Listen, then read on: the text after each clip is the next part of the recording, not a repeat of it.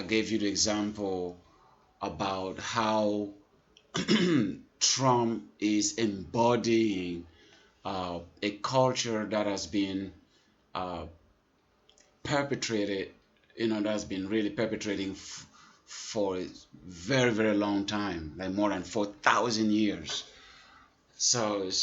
And for me, um, it's a little difficult for me to see what is happening in the US today. Not that I'm like pro-Trump or defending Trump or anything, but I'm just I just like when people can look at problems or situations from a more, a much broader perspective. Like, what is the context? What is what is the environment that fosters certain behaviors? Maybe it's the little bit psychology in me that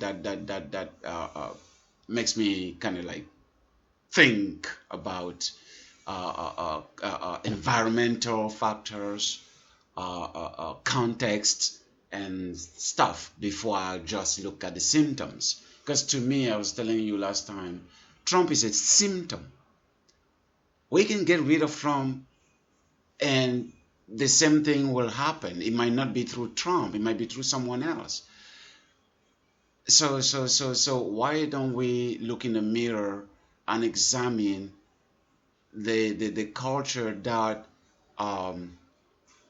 basically breeds such behaviors? When I look at, and another thing, I don't know if we discussed that last time. I don't know even if I made you read that thing where they say that usually the people who are loud against war are usually the ones that actually push for war. The people, so the people who usually, are the loudest critique of something are most of the times the people that actually are doing that thing.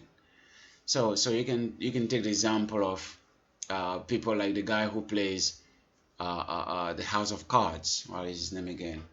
Uh, he just had a problem and then he got cancelled. Yeah, because of the women who came out. Uh, uh, uh, Kevin Spacey, one of my favorite actors. I don't even know why I forget his name. Yeah, those are the same liberal. Look at CK, Louis CK. That's a really funny guy. And I went over a lot of his past sketches. It's pretty funny. It's pretty smart. And you will see in most, I really challenge you to Google that. In most of his sketches, there's always the the defender of women, um, women, always telling men how they misbehave around women, how men mistreat women, and that's not okay. Women should be respected, and this and that. Most of his sketches is to really fight against the men who take advantage of women and mistreat women and all that. And then boom, all of a sudden, it turns out he was also in the same, thing as the Hollywood guy or Kevin Spacey and all those people. When women came and said he abused them, masturbating in front of them and doing that and that. I'm like, what? So you as a counselor and a psychologist now and studying culture and behavior, it makes you think, wait a second, do I always have to, take people at their words, especially in the progressive left? Because I've never been a right wing or a Republican or anything. When I became citizen, the first thing that was in front of me is like sign Democrat, because that's just what you are, right? Like when you're minority of any kind, black, lesbian, or whatever, automatically go there because that's what we. So I can only speak from that perspective.